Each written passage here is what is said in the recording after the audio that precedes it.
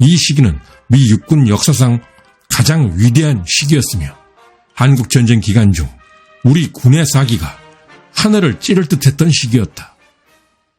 나는 보았다. 한국군 육사단의 그 뜨거운 투혼을. 그 투지에 나는 정말로 감동했다.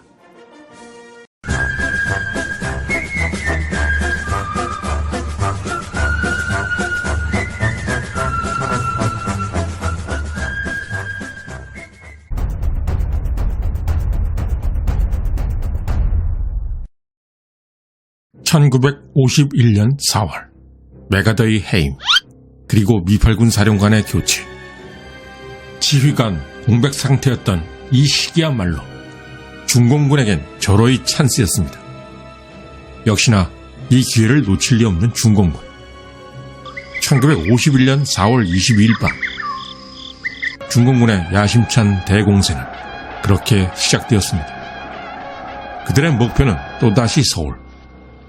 이 공세가 6.25 전쟁사에서 중공군 5차 공세 1단계라고 불리는 바로 그 공세였습니다. 그러나 벤플리트 장군이 지휘하는 미8군은 끝까지 서울을 사수해냈고, 이 과정에서 중공군은 끔찍하리만큼 큰 타격을 입게 됩니다. 당시 중공군 사상자는 7만 명, 반면 아군 사상자는 그 10분의 1인 7,000명. 이 사실은 벤플리트 장군이 거둔 승리가 엄청났음을 잘 보여줍니다. 이 승리 직후인 1951년 5월 14일, 벤플리트는 시사주간지 타임의 표지 모델이 되었습니다. 하지만 중공군 지휘부는 이대로 물러설 마음이 아직은 없었습니다. 1951년 5월 16일, 중공군은 이번엔 춘천 동쪽의 소양강을 넘어 서남쪽으로 공세를 감행했습니다. 이것이 바로 중공군 5차 공세 2단계. 이 공격으로 인해 국군 3군단이 와해되는 등 국군은 커다란 피해를 입게 되지만 결국 중공군의 공세는 또다시 좌절되었습니다. 중공군은 이 공세 실패로 무려 9만 명의 사상자를 내고 후퇴했습니다. 이렇게 중공군의 야심찬 두 번의 공세는 모조리 실패했습니다. 그런데 벤플리트 장군은 중공군 공세를 막아낸 것에 만족할 사람이 결코 아니었습니다. 1951년 5월 20일, 이날 벤플리트의 반격이 시작됩니다. 미 1군단은 철원, 금화를 점령하고 철의 삼각지대를 공격해서 중공군은 내려왔던 길 그대로 다시 후퇴해야 했습니다. 그리고 5월 28일, 미 9군단은 화천을 점령했습니다. 한편 국군 1군단은 미 해군 화력의 도움을 받으며 동해안을 따라 진격해서 강원도 간성을 점령함으로써 6만 명 이상의 중공군 퇴로를 차단하였고, 이들 대부분이 국군에 항복하는 전과를 거두게 됩니다. 하지만 바로 이 승리가 6.25 전쟁 기간 중 아군의 마지막 진격이었습니다. 벤플리트는 후에 이 시기를 이렇게 회고하며 안타까워했습니다. 1951년 4월, 내가 미8군 사령관으로 한국에 부임한 후로부터 6주 기간 동안 이 시기는 미 육군 역사상 가장 위대한 시기였으며 한국전쟁 기간 중 우리 군의 사기가 하늘을 찌를 듯했던 시기였다. 벤플리트 말에 의하면 1951년 4월부터 6월에 이르는 기간입니다. 미 육군 역사상 가장 위대했던 시기. 벤플리트 장군은 대체 왜 이토록 아쉬워했던 것일까? 6.25 전쟁 벤플리트의 잃어버린 마지막 승리, 지금부터 시작합니다.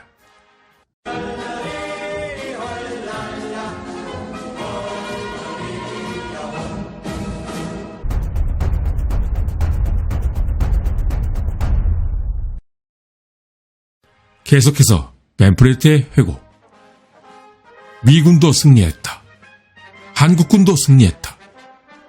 우리 군이 이렇게 신바람이 나 있었을 때 미국의 정책 결정자들의 개입이 시작되었다. 나에게 더 이상 전진하지 말라는 명령이 날아든 것이다. 결국 그때부터 전투는 정체된 채 지옥 같은 고지전으로 전환되었고, 길고 지루한 휴전 협상이 시작되었다. 우리는 2번이나 중공군의 공세를 막아내며 중공군에 대한 공포를 완벽하게 극복했다. 그리고 중공군에게 통쾌한 복수를 성공시켰다. 굳이 만주 폭격을 하지 않아도 중공군에게 대규모 타격을 가할 수 있었던 기회가 바로 그때였다. 병력 증원을 요청합니다. 지금 대대적인 공세작전을 펼쳐야 합니다. 밴플리트는 본국 정부에 강력하게 요청했습니다. 하지만 당시 미국 정부의 생각은 이미 다른 데로 가 있었습니다. 당시 미국 정부의 생각이 어디로 가 있었는지는 컨텐츠 뒷부분에서 밝혀지게 됩니다. 이 당시 미8군 사령관 밴플리트의 생각을 잘 보여주는 종군 여기자 마거릿 히긴스와의 인터뷰. 혹자는 나에게 이렇게 말합니다. 중공과의 전면전을 하면 안 된다. 그것은 세계대전으로 확산될 것이다. 그러나 그것은 한국전의 실상을 모르는 사람이 하는 소리입니다. 이미 중공은 전력을 다해 우리와 싸우고 있는 상황입니다. 그들은 이미 우리와 전면전을 하고 있습니다. 전면전을 안 하는 것은 우리뿐인 것입니다. 내가 보기에 밴플리트 장군은 자신의 말에 숨김이 없는 진솔한 사람이었다. 지상전에서 가장 힘들고 잔혹한 것이 뭔지 아십니까? 이미 단단히 준비를 갖추고 진지에 들어앉아 있는 적을 몰아내는 것입니다. 산 허리에 단단히 자리 잡고 진지를 구축한 채 들어앉아 있는 중공군을 밀어내기 위해서는 엄청난 희생을 치러야만 가능합니다. 반면 지상전에서 가장 쉽지만 적에게 가장 큰 타격을 줄 수 있는 방법이 뭔지 아십니까? 그것은 바로 도망치는 적을 추격하여 소탕하는 것입니다. 적이 도망치는 동안에는 참호를 팔 수가 없기 때문입니다. 그런데 한국전쟁에서 우리는 적을 추격하는 것이 금지되어 있습니다. 때문에 우리의 젊은 장교들은 두 손을 뒤로 묶고 싸운 꼴이라며 불평이 이만저만이 아닙니다. 그런데 이것보다 더 심각한 것은 따로 있습니다. 장군님, 그것이 무엇인가요? 이런 상황에서는 시간은 중공군의 편이라는 점입니다. 지금 이렇게 전선 변화도 없이 대치하고 있는 고지전 기간은 우리가 중공군에게 현대전을 교육해주고 있는 시간입니다. 다름 아닌 우리가 그들의 전쟁 교수라는 말입니다. 그들은 우리의 싸우는 방식을 관찰하고 있으며 우리의 전투 기술을 복제하고 있습니다. 심지어 그들은 우리 무기까지도 복제하고 있습니다. 그들이 벌써 우리의 155mm 곡사포를 포획해서 복제했다는 정보가 들어왔습니다.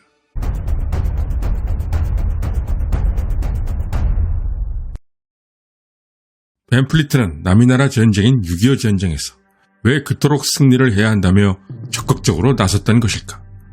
이 부분 관련해서 그가 직접 기고문에 밝힌 내용은 무척 감동적입니다. 밴플리트는 이 기고문에서 자신이 6.25 전쟁에서 한국이 군사적 승리를 해야 한다고 주장했던 이유가 한국인의 투쟁 의지에 감동했기 때문임을 밝혔습니다. 나는 한국에서 마음이 진정으로 움직였던 계기가 있었다. 그 첫 번째 계기는 파괴된 서울의 잿더미 속에서 일하는 어떤 할머니 때문이었다. 나는 70세 정도로 보이는 얼굴에 깊은 주름이 새겨지고 체격이 작으며 허약해 보였던 노점상 할머니를 지금도 잊을 수 없다. 풋한 상자 위에 앉은 그녀의 무릎 위에 놓인 쟁반에는 특별히 눈에 띄는 것은 없었으나 장사를 벌이는 장소가 특이했다. 그곳은 아무도 없는 허허 벌판이었고 주변에는 산산이 부서진 폐허뿐이었다. 통역을 통해 나는 다음과 같은 말을 전달했다. 할머니, 이곳에서 장사하는 것은 좋지 않을 것 같습니다. 그런데 그녀가 던진 대답이 너무나 인상적이었다. 지금은 손님이 없지만 전쟁 전에는 손님이 많았어요. 그들은 돌아올 겁니다. 그날부터 내 마음속에는 서울이 깊이 각인되었고 나는 미8군 지휘본부인 대구가 아니라 서울에 올라와 작전을 지휘하게 되었다. 그리고 나는 반드시 서울을 지킬 것을 다짐하게 되었다. 두 번째는 한국군 육사단의 뜨거웠던 불굴의 투지 때문이다. 내가 한국에 부임한 지 8일째 되던 날, 중광군의 5차 공세가 시작되었다. 당시 우리 미군의 측면을 사수하던 부대가 한국군 육사단이었다. 그런데 한국군 육사단이 중광군의 공격을 받고 싸우지도 않고 후퇴하자 미군 병사들은 한국군에게 저주를 퍼부어댔다. 그러나 나는 한국군 육사단의 후퇴를 치욕적인 패배로 생각하지 않았다. 그 이유는 무장도 빈약한 한국군 육사단이 무려 중공군 4개 군의 집중 공격을 받았기 때문이다. 그래서 나는 한 번 더 믿어보기로 했다. 나는 한국군 육사단에게 병력을 충원해 주었다. 그리고 포병 장비 지원도 해주었고 막강한 화력 지원도 약속했다. 나에겐 그럴 만한 이유가 있었다. 나는 한국군 육사단의 사단장 장도영 준장을 만났다. 그런데 그는 패배의 수모를 만회하고자 옐로우 타이거라는 비밀 결사대까지 조직했다. 그리고 그 결사대들은 단 한 채의 땅도 포기하지 않을 것이라고 엄숙하게 서약까지 하는 게 아닌가. 마침내 한 달 후인 1951년 5월 17일 용문산 전투가 시작되었다. 한국군 육사단은 미군 7사단과 24사단 사이에서 전투를 벌였는데 놀랍게도 한국군 육사단이 이전처럼 와르르 무너져 집단으로 후퇴하지 않는다는 보고를 받았다. 나는 너무나 기뻤다. 그런데 그들은 중공군 공세를 막아낸 것에 그치지 않았다. 그들은 소리를 지르며 중공군을 추격해서 섬멸하기 시작했다. 나는 보았다. 한국군 육사단의 그 뜨거운 투혼을. 그 투지에 나는 정말로 감동했다. 한국군 육사단은 그 거친 산악지형에서 뛰어다니고 기어다니며 중공군과 싸웠고 우리 미군들보다도 중공군에게 더 큰 패배를 안겨줬다. 용문산 855 전투는 이미 채널의 별도 컨텐츠에서 그 전개 과정과 장도영 준장이 어떤 전술로 싸웠는지까지 매우 자세히 다뤘습니다. 그런데 이 용문산 855 전투의 승리는 우리 생각보다 그 의미가 무척 컸습니다. 그 의미는 다름 아닌 미군의 신뢰 회복. 이미 벤플리트 장군 관련 컨텐츠에서 소개했었지만 이 당시 국군 육사단은 벤플리트의 특훈을 받고 새롭게 태어난 그 국군이 아니었습니다. 이들은 낙동강 방어전 당시 대규모로 징집된 허약하다고 손가락질 받던 바로 그 인원들이었습니다. 그런데 그런 부대가 중공군을 상대로 첫 승리를 따냈기에 그 의미가 매우 컸습니다. 오죽하면 이 승리 직후 장도영 준장은 당시 미군 서열 1위 오마 브래들리 합참의장, 유엔군 사령관 이치웨이 대장, 미 8군 사령관 벤프리트 대장 등 미군의 최고위 지휘관들 앞에서 직접 전투 브리핑까지 하게 됩니다. 앞서 벤프리트가 주장했던 국군도 승리, 미군도 승리, 바로 지금이 대공세를 취해야 한다고 했던 시기는 다름 아닌 국군의 용문산 855 전투 승리 직후였던 것입니다.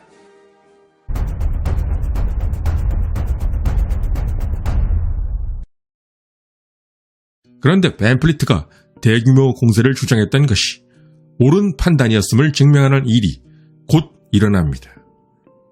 두 차례의 충계 공세가 실패하고 중공군이 큰 타격을 입자 공산 측에서 휴전 제의가 들어왔던 것입니다. 더구나 그 제안자는 중공이나 북한이 아니라 뒤에 숨어있던 소련이었습니다. 벤플리트가 요청했던 대대적인 병력 증원과 공세 작전을 미국 정부가 허락하지 못했던 이유 중 하나가 바로 이것이었습니다.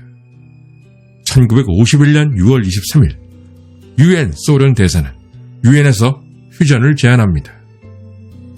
그리고 미국은 이를 받아들였습니다. 그래서 1951년 7월 10일 첫 휴전 회담이 시작됩니다. 이것은 역설적으로 공산 측의 타격이 엄청났음을 반증하는 셈이었습니다. 아이러니하게도 1951년 1월, 즉 서울까지 내주고 수원, 삼척선까지 밀리는 등 미군이 가장 절망스러웠던 시기에 트루먼 정부도 공산 측에 휴전을 제안했었습니다. 하지만 그때 중공 측은 미국의 제안을 거부했습니다. 벤플리트는 중공군의 공세를 2번이나 좌절시키고 반격까지 성공한 공으로 육군 대장으로 승진했지만 마음이 무거웠습니다. 독소전 당시 만슈타인이 3차 하르코프 전투 승리를 잃어버린 승리라고 불렀듯이 이것이야말로 벤플리트 장군판 잃어버린 승리였기 때문이었습니다. 결국 미군은 휴전이 타결되기까지 무려 2년 동안 고지전을 벌였고 벤플리트가 요청했던 추가 병력의 2배 이상의 사상자를 내고 나서야 간신히 전쟁을 끝낼 수가 있었던 것입니다. 끝까지 시청해주신 구독자 여러분께 감사드립니다. 구독, 좋아요는 제게 커다란 응원입니다. 여러분의 많은 응원 부탁드립니다. 감사합니다.